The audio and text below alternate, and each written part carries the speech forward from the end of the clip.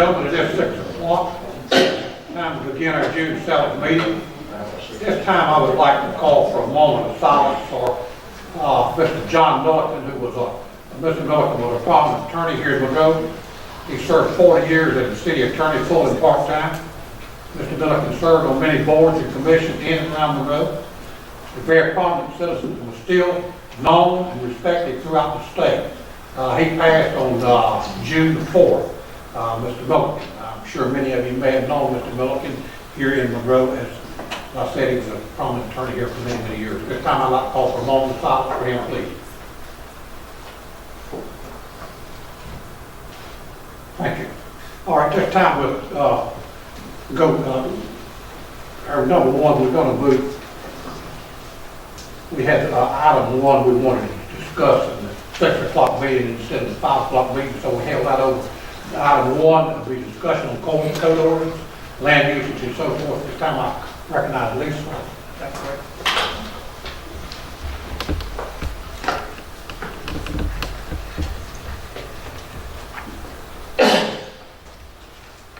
Good evening, Mayor, Council. I'm Lisa Stywinner, Planning Director with the City of Monroe. Do you want to provide any introduction?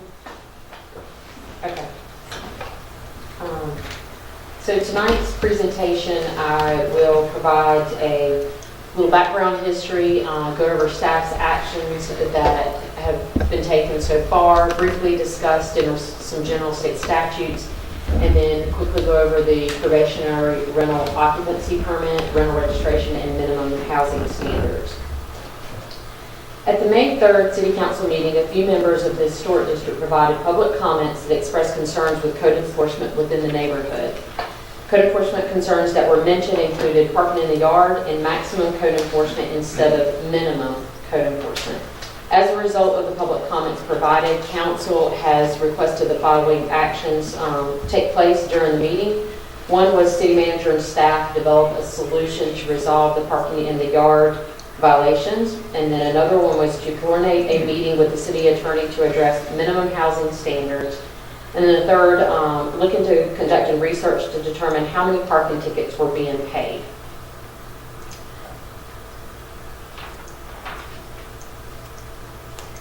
So just want to briefly go over some of those actions that have been taken so far. First thing was a meeting was scheduled or held amongst the management team, police chief, code enforcement, and myself to discuss potential solutions to resolve or address the parking in the yard violations. And particularly in the evenings and on weekends, staff has received an increased amount of complaints from the community of parking in the yard violations on the evenings and weekends. And currently, as I mentioned in the last meeting, code enforcement officers handle parking in the yard violations Monday through Friday from 8 a.m. to 5 p.m. Therefore, that does limit the ability to address these enforcement issues on the evenings and weekends. It was discussed amongst the team of how to handle the enforcement during this time. Police department has stated that they are willing to assist code enforcement with providing this type of enforcement on the evenings and weekends since they're already patrolling the area and have the ability to write tickets. And we have discussed attempting to try this as a pilot program throughout the summer. The police chief, and if he wants to speak on any of this too, or providing any additional comments, has recently mentioned that they're looking at hiring and getting ready to advertise a temporary position to assist with enforcement of the parking in the yard, as well as help enforce the jumping vehicle ordinance as well. Another action that was taken, research was conducted regarding the parking in the yard tickets, and we looked at July 2015 and May 2016. There was approximately 354 brochures that were handed out. 24 tickets were written, and then 14 of those tickets have been paid. Just want to briefly kind of explain the code enforcement's goals or philosophies of how we enforce our ordinances. A few things. One, we're looking at trying to aim for compliance, not necessarily write people tickets or provide them penalties, but receive compliance. We also want to try to build relationships with our community so we have that trust with our code enforcement staff. And then we want to, we do as much as possible to try to educate prior to issuing any violations or tickets of our ordinances. The way we approach our parking in the yard ordinance is we issue an education brochure first as kind of their warning, and then we issue a ticket if needed. This is the approach that we've taken for several years. Certainly is something that has been brought to the attention that maybe could be looked at to be revised, and that can be discussed at the council's direction as well.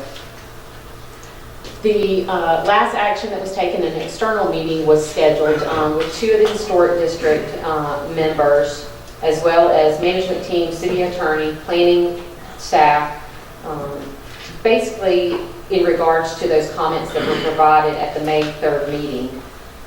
Purpose and intent of the meeting was twofold. City staff wanted to understand the historic district members' meaning of maximum code enforcement. We also wanted to take an opportunity to provide kind of an education session or a work session to discuss the tools that the city is given by this legislation to actually enforce our ordinances. Some of the historic district members did provide their minimum and maximum code enforcement. I'm just going to kind of touch on their statements, which consisted of maximum code for rental properties where the landlords would be held accountable for paying their homes, maintaining landscaping, planting grass, removing litter from the property, and not allowing parking in the yard. They also kind of referred to the rental registration ordinance as a way to hold the landlords accountable. And then they expressed concerns with parking in the yard. And we'll kind of get into more of the meeting discussion as we go through the presentation. I think some of the members might be here as well, providing any additional comments. Just want to briefly touch on some of the state statutes that gives the city, and particularly code enforcement, the ability to address public health, safety, and welfare, as well as enforce dwellings in order for them to meet minimum requirements to be fit for human habitation, as well as state statutes that allows us to do the probationary rental occupancy ordinance and maybe the rental registration ordinance in the future. One of the statutes is 160A 424 periodic inspections. This provides municipalities the authority to develop rental registration programs in the probationary rental occupancy permit ordinance. State statute 160A-174 titled General Ordinance Making allows the city may adopt an ordinance, may be by ordinance define, prohibit, regulate, or abate acts, emissions, or conditions that are detrimental to the health, safety, or welfare. 2 other state statutes is 160A-441, exercise of police power authorized.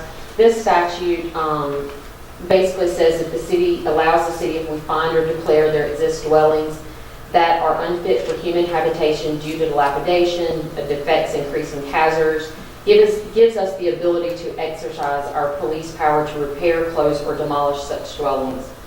And you correct me if I'm wrong, city attorney. And then the 160A-443 titled Ordinance Authorized as to repair, close, or demolish, order of public officer provides the city with our minimum housing ordinance provisions to enforce the dwellings for unfit for human habitation. So basically these 2 state statutes gives the city the ability to have a minimum housing ordinance if we declare and find that there are dwellings within the city that are unfit for human habitation due to dilapidation. And it also provides us our specific ordinance provisions that we have to follow to enforce the minimum housing ordinance. So basically this allows us to enforce the minimum standards on dwellings to make sure they're all fit for human habitation. Mayor and Council, one other point that we, the planning director, and I want to make is that 168-441 makes it clear that the primary focus is to deal with dwellings that are unfit for human habitation. So when there's been a discussion of the minimum housing code and discussion of the maximum, the way the statutory scheme is set up by the General Assembly is that the minimum and the maximum are the same thing. You're only allowed to put an ordinance in place that prevents properties from being unfit for human habitation. So minimum standards are what we're permitted to do. Maximum that we talked about are things that folks can do on their own. However, we have no ability to place a maximum set of standards in place that requires higher than what would be to prevent dwellings from being unfit for human habitation. We want to make that clear. The individuals that are at the meeting heard that and understood that as well after we talked through the process. And And so we want to make sure everyone here is aware of what we've been told them on that issue. And the remaining discussion items or presentation I'm going to go through are discussion items that were held at the meeting with the Historic District members. So I'm just going to briefly kind of touch on those since we did discuss them at the meeting. One is the probationary rental occupancy permit. City of Monroe adopted this ordinance in 2009 due to complaints and violations of the code from tenant-occupied properties. The ordinance was mirrored after the City of Raleigh. The purpose of the ordinance was to assure better quality housing for rental property residents, reduce the likelihood that rental property will become a nuisance, and promote responsible management of rental property.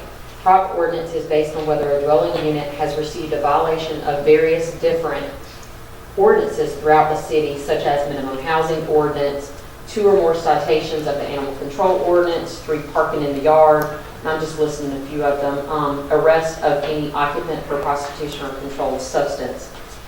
With the prop ordinance, if a dwelling unit is a site with one of the violations listed within this ordinance, then it triggers the prop ordinance. The property owner is in contact regarding the violations and presented 2 options.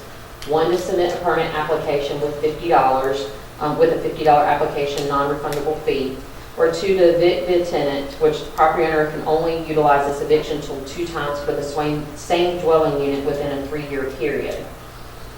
Probationary permit period is approximately 2 years at a rate of $150.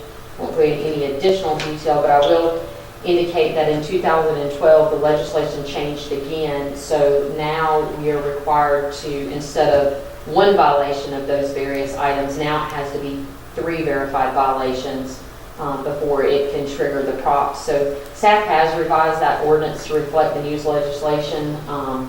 And it hasn't gone through the adoption process due to the potential House Bill 530 maybe going through, but we can look at that again. Just want to briefly touch on the rental registration program and kind of explain that it's slightly different than the prop program, which is a registration completed up front versus a required permit once a violation has taken place. The program requires all landlords or those who have received police call violations at the dwelling unit to register the rental property. The purpose of the program is to establish a registration requirement for owners of residential rental properties so that the city can identify and contact the owner when excessive levels of disorder activity have occurred on the property. And when you mean disordered activity, that's violations of existing ordinances or criminal activity. Violation of existing ordinances could be minimum housing, public health nuisance, or it might be arrest of prostitution or drugs or so forth. It doesn't necessarily mean if we have a rental registration program that we can hold landlords accountable for painting their homes or landscaping their property or maintaining it. Just want to make sure everyone understands the differences of those 2 programs and what they can be used for. And also House Bill 530, titled Local Governments, Inspection Buildings and Structures, went through the long session and didn't make it through, but we weren't sure if it was going to come up in the short session, and City Attorney may be able to talk a little bit to this, but basically it was an attempt to restrict inspections and registration by revising the state statute 168-424. That basically it would prohibit us from doing the rental registration program, and then another section of it, it would make our probationary rental occupancy permit program even more stricter, where it had to be 7 violations. That's part of the reason we didn't revise the prop ordinance, because we weren't sure if this bill was going to go through that process. Just wanted to mention. Just to note that with respect to House Bill 530, you have as part of your legislative agenda for this year opposed that. However, what we have been advised is that the bill's primary sponsor had agreed to not push that bill through further, even though it's eligible for consideration in the short session in order to work with municipalities. And so far that bill has not moved, but given our concerns with whether or not it would move, that's why we held off on modifying the prop program, because as the planning director has noted, the bill would impact our ability to deal with rental properties even further. It would impact our inspection ability even further. So right now we are hopefully getting closer to the end of the session, and it's possible that bill may not be considered further, but we are still waiting and seeing, because as you get closer to the end of the session, strange things start to happen in Raleigh. But given that the primary sponsor has been willing to put it on hold, we have not actively been lobbying or opposing it because of the simple fact that it is not moving forward. We would recommend that anyone who has an interest in it does not actively oppose it either, because that may cause the primary sponsor to suddenly decide if he wants to have a vote meeting. Another topic that was discussed during the meeting with the historic district members or residents was the minimum housing ordinance, and we touched on that briefly earlier, but this ordinance was adopted in 1992 with the purpose to establish minimum standards for requirements for initial and continued occupancy of all buildings used for human habitation. The ordinance was a result of the city finding and clearing there were dwellings within the city that were unfit for human habitation. And a dwelling that is declared to be, if a dwelling is placed in the minimum housing ordinance or it's investigated for minimum housing, there's two forms that could be deteriorated or dilapidated. And we look at one or more conditions of minimum housing to determine whether it's a case, if it's structurally sound, if it has working plumbing and electrical heating, and so forth. Minimum housing case can take action with a petition filed with the code enforcement officers. There's two ways a petition can be filed.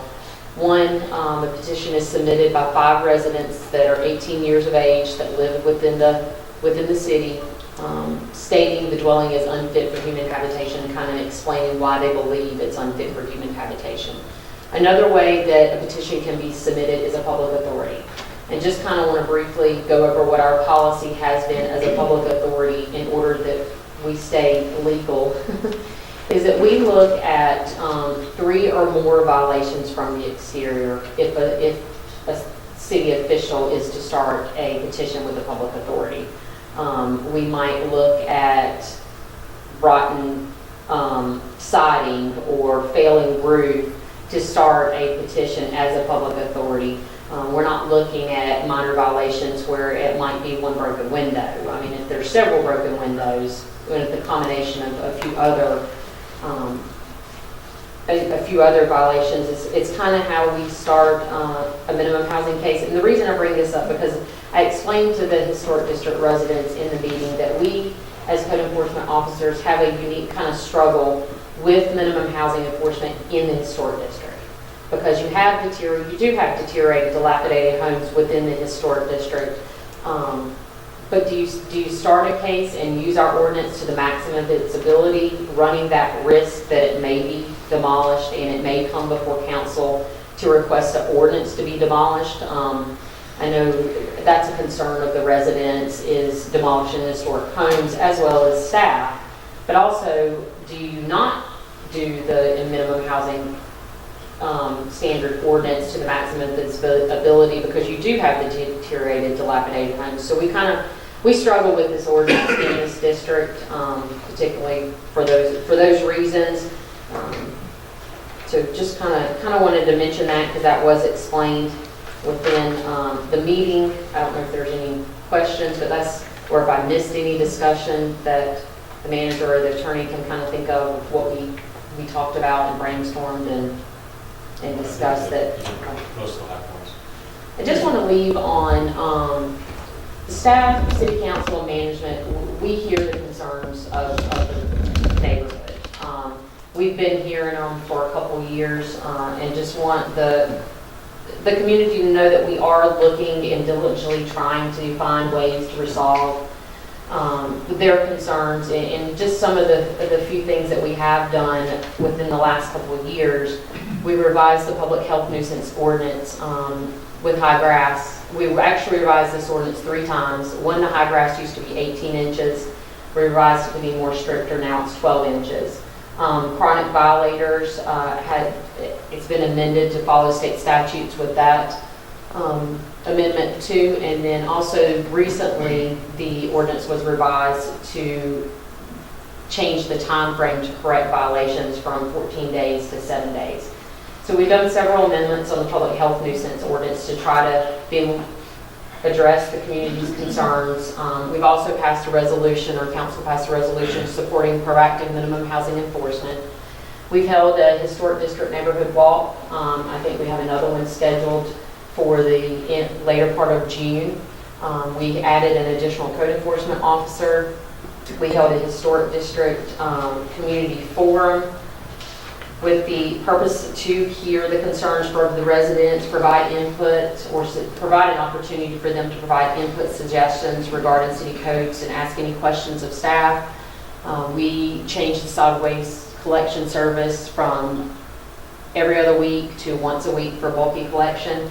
And we've also revised the solid waste ordinance to provide penalties for various violations. So we do want the community to know that we have heard the concerns, and we are diligently trying to resolve some of those, and we are continuing to try to resolve some of those by partnering with the police department for parking in the yard enforcement on the weekends and in the evenings. So I'm happy to answer questions. I've got a couple of questions.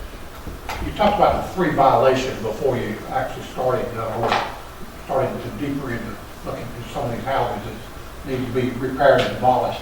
Do we need to have 3 before we even start? You know, you can have a roof that needs to be roofed. Right. And you can have a roof that's coming. Right. So to me, I would think that'd be enough. And we would. If we had a case that a dwelling had just the 1 violation, but it was significant, a major violation, we would start a case as a public authority, and we. Yeah, and I think we need to do that. That's good. Now, this coded, I think this person you're talking about hiring part-time, is this going to be a code enforcement officer, or is this going to be a sworn police officer? I can address that, Mayor.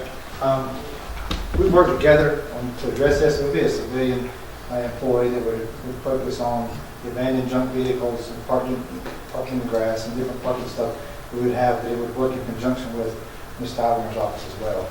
We're out there all the time, and to save money in the big picture for the city, that's what we're trying to do, but also make sure that we address the concerns of the citizens. I think that's great, and I just if we hire this person to do this, I hope we can hire a person who's very aggressive. That will not be aggressive today and somewhat aggressive tomorrow, or aggressive today and doing something else next week. If we're going to hire a person to do this job, I hope we will hire someone that I just said be aggressive and will do this job and not 14 others. Yes, sir. And the reason I say that, we all see it in the past. We'll hire somebody to do a job, and pretty soon he's got that and 3 other jobs, and he can't do the job he's hired for. No, sir. This is going to be on a pilot program. We're going to try it, see how it works, and then next year we'll address it through the budget concerns. But we were able to save some money on our salary line items, and we're going to use that money to pay for this position as a civilian, temporary, no benefits, just an hourly employee that they will have, and that's their job, is to do this. I think that's very good, and I commend you for doing that. Is this person going to be able to work on the weekend or something? Yes, sir. Because you know, this don't happen, a lot of it happens on the weekend. Yes, sir. But I think that's a great thing to do, and I think we're headed in the right direction. If we do it aggressive, and we enforce it. Yes, sir. Why wouldn't we have a sworn police officer that would do that? I think that was the concern of some of the code enforcement officers in the past, was that they didn't feel that they had the authority to go up in houses and write these tickets. And they've been talking about a police officer for some time, so why wouldn't we hire a police officer that's dedicated just to code enforcement? And I think that's something we can look at later on going forward. But having a civilian person also would help with the paperwork as far as, say we had an abandoned vehicle where we had to send notification, that person can actually do the administrative work. They're going to have to work in conjunction with the police department on the weekend. So yes, we will have officers with them, but also the savings for the city. Let's see if this works. Go out and educate the people that we can and help the communities. Because I think this time when we address the issue, we want to help. We want to educate them. We don't want to go out and write a ticket just because we're writing a ticket and let it start that way. And if we have a person in civilian staff, as Chief says, and police officers on the street answering calls, and that's the way we're going to take that approach. And see if it works this summer. If not, we'll come back to you and say, hey, it didn't work, I need an officer, and this is going to be their full-time job. And so I think with the summertime, with the daylight savings time, we can take some different approaches to help. I think it'll work, and I know that you'll have a plan and you'll work the plan. We just work the plan and be aggressive. You know, if we're not aggressive, I don't know where it's coming from. But but I know it will be. And I commend y'all for doing that. I think it's a great idea. Any other questions? I just want to say, I thank you for setting up that walkthrough for the historic district. I believe that's on the 27th. And there are several council members that are going to be a part of that, as well as a number of city officials. And I know that's not easy getting everybody together on one day. So I thank you for setting that up. I plan on being out there myself. And I think that's a good thing going forward for us to do, to pick a neighborhood and walk a neighborhood where we've got a lot of different eyes. And then put a timetable, when we identify some issues, put a timetable on it for getting them fixed. And I really applaud you for setting that up, and look forward to that walk. Thank you. Thank you, Lisa. Okay, this time we'll go to consent agenda. Mayor? Thank you, Mayor, and members of the City Council. City Council uses the consent agenda to consider items that are non-controversial and routine. The consent agenda is acted upon by one motion and voted of council. Items may be removed from the consent agenda and placed on the regular agenda at the request of a council member or citizen with consent of council. The consent agenda contains the following items. And there are 9 items on the consent agenda. 9 sets of items, excuse me. Item 1 is the approval and acceptance of minutes and reports, and there are 5 sets of minutes, lettered A through E. Item F is the disbursement of City Council discretionary funds. Council members are provided $3,000 each on an annual basis for disbursement at their discretion towards items that meet the public purpose definition of permitted items that the municipality is authorized to perform. There were 3 sets of disbursements for this period. Mayor Kilgore disbursed $100 to the Arc of Union and Cabarrus counties. Councilmember Anthony had 2 disbursements, first of which was $80 to the Open Arms Community Outreach and $79 to the Literacy Council of Union County. Councilmember Gordon disbursed $250 to the Union County Arts Council and $750 to A Few Good Men. Item 2 under consent is for the purpose of awarding the contractor Lexington Associates Peak Substation Services in the amount of $144,700 as the lowest bidder that met the specifications. Contract is for the construction of electric substation serving the ATI power facility. There were 3 bids received, with 1 not meeting the specifications. The low bidder and Extra, their proposal had a significantly low estimate for steel weight and a provision that the actual steel weight required for the project would be used to calculate the final cost. Therefore, they were not considered responsible. Item 3 under consent is for the purpose of approving a budget amendment to accept $16,000 from industry participants and sponsors associated with the Economic Development Commission's hosting of a supervisor seminar series for area businesses.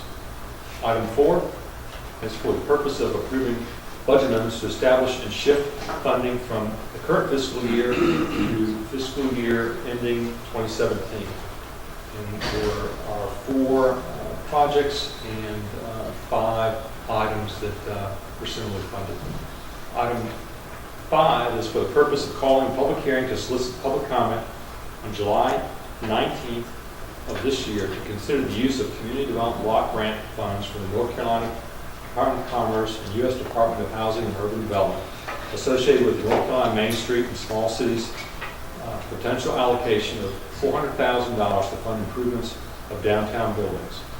Item 6 is for the purpose of approving the project ordinance for the limited obligation bonds that were used to refinance the Series 2009 certificates of participation, which totaled approximately $30 million. Item 7 is for the purpose of approving the refunding and refinancing of debt resolution associated with Series 2008A revenue bonds totaling $22,840,000. Current market conditions indicate if these bonds were or are refinanced, the city can achieve an annual savings in excess of $170,000. Proposed closing date is August 11th of this year. Item 8 is for the purpose of ratifying the annual service and purchase contracts that exceed $100,000 for fiscal year ending 2017. There are 7 service contracts, 1 material purchase contract, and 9 water chemical supply contracts. Item 9 is for the purpose of approving the resolution which allows for the reimbursement of funds used for 3 purchases that will be funded through installment financing. 2 of these purchases are for fire trucks that were programmed during the current fiscal year. However, delivery is expected in the next fiscal year. The third is also for fire truck, budgeted in the next fiscal year, which begins on July 1st. And Mayor, members of the City Council, this concludes the summary of the items placed on the consent agenda. Okay, council have any questions or comments? If not, do I have a motion? Have a motion, do I have a second? Second. All in favor? Any opposed? Hearing none, that passed. Item 10, fiscal year 2016-17 budget. Public hearing has been held. It was closed on May 17th. At this time, we'll make a motion. Have a motion. So moved that we approve the budget as written. And I second that motion. Have a motion, second. All in favor? Any opposed? No. 2 opposed. Okay. Have no one signed up for public comment period. Excuse me, sir. Ma'am, yes, if you would come to the podium.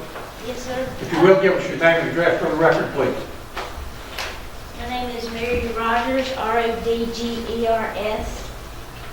I live at 3223 Walkup Avenue, 3 what, ma'am? 3223 3223, okay. Walkup Avenue, apartment 6B in Monroe. Yes, ma'am.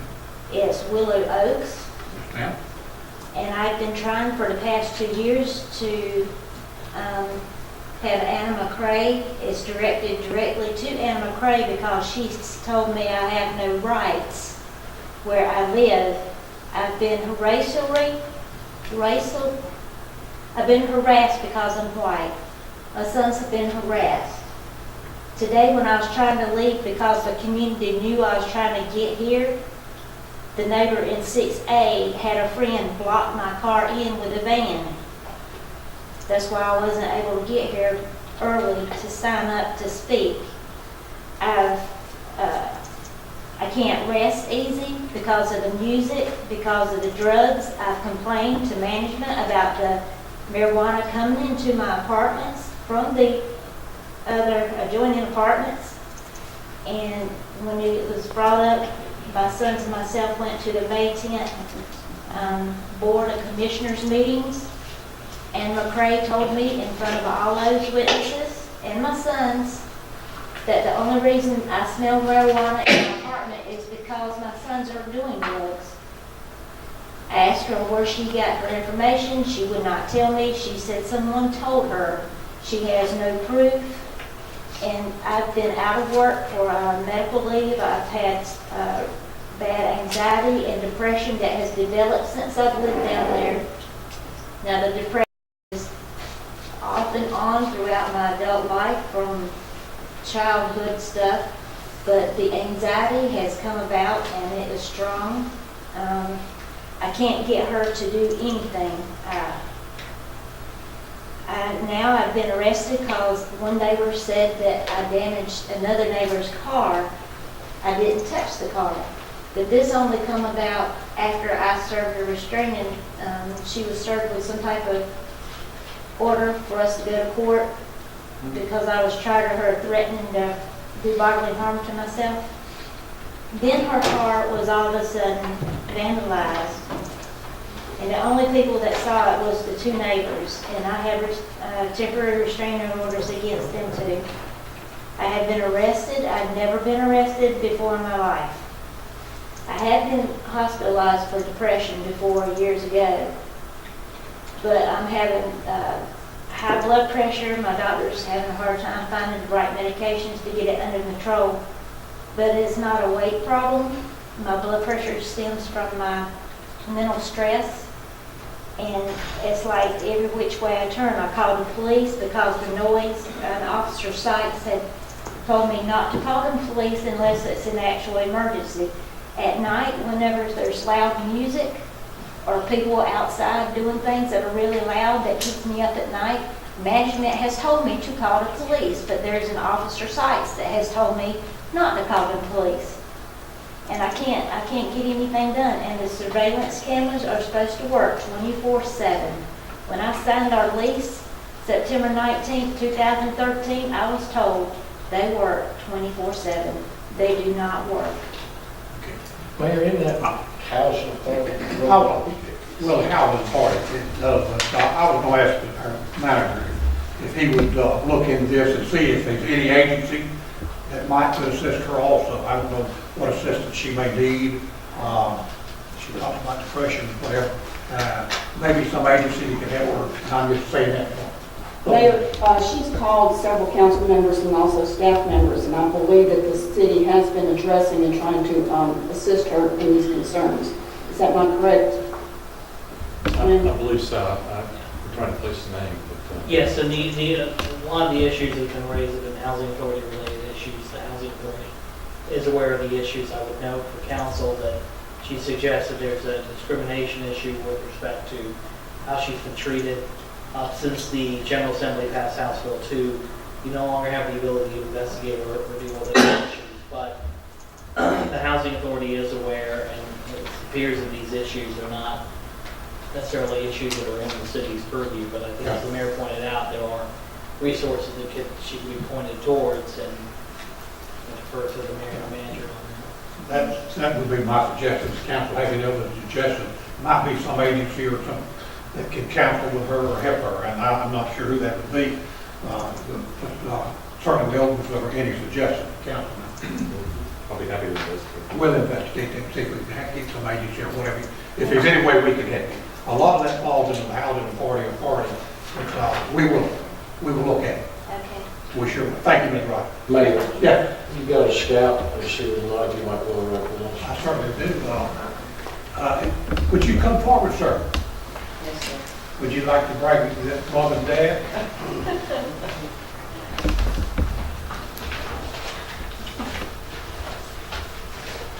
And your name, sir? Taylor. I'm sorry? Taylor. Kelly? You say Kelly? Taylor. Taylor.